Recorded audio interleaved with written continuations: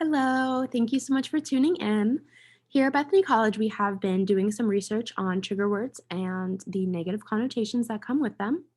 My name is Caitlin Sminsky, and I'm a sophomore psychology major with a pre-art therapy track.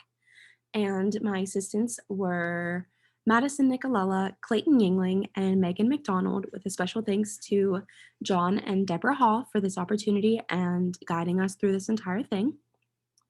My group particularly focused on the coronavirus pandemic. Let me go ahead and share the screen with you.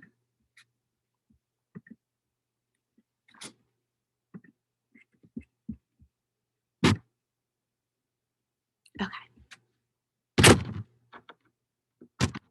There we go. There has been an increasing concern in the 21st century about the use of trigger words, particularly those with negative connotations, in politics and everyday discourse in the United States. The current pandemic has introduced a new reality with many new potential trigger words and phrases, perhaps affecting the mental health of at least college students. Our research focuses on trigger words associated specifically with the coronavirus pandemic, particularly words with negative connotations. We examined the set of triggers at Bethany College through surveys. For 84 undergraduate students, 42 self-identified as women, 42 identified as men, 23 identified as African American or Black, and 62 identified as white or Caucasian.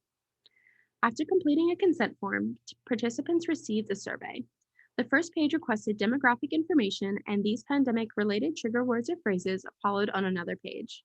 Pandemic, COVID-19, masking, sneeze cough, quarantine, Zoom, vaccine, asymptomatic, anti-vaxxer, unemployment, it's just like the flu, cover your nose, and 6 feet apart.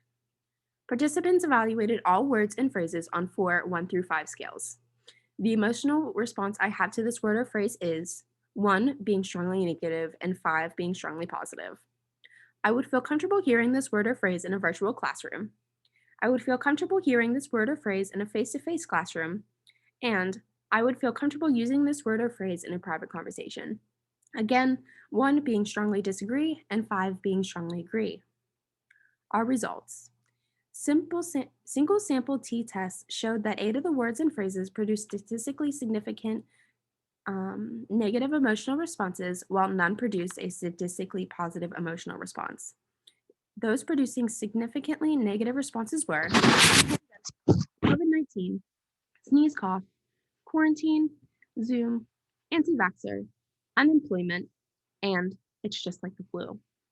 These results are detailed in our first table. Related samples t-tests showed only one item, sneeze/cough, produced higher ratings of comfort in a virtual than a face-to-face setting, and words that produced more positive emotional responses also produced higher ratings of comfort when used in a private conversation. Finally, those identifying as women or men than those identifying as African American or white were compared for emotional responses and comfort in use of private conversation.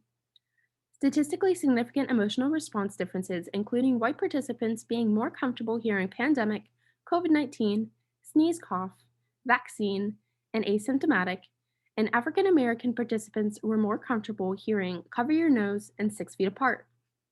White participants were significantly more comfortable using vaccine and asymptomatic.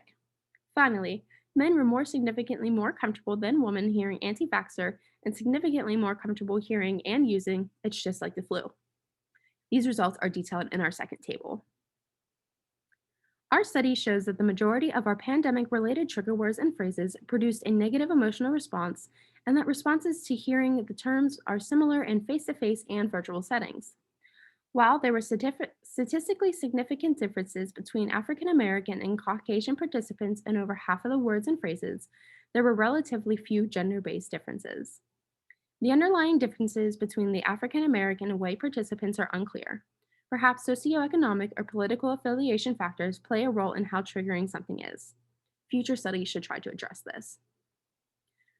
Finally, it remains to be seen whether pandemic-produced triggering terms will retain their value as the coronavirus pandemic subsides. It is important to note that triggering terms in other contexts reflect ongoing rather than transient conditions. Again, thank you guys so much. I'm going to go ahead and stop sharing here. If you have any questions, be sure to email and we will be happy to get back to you. Thank you.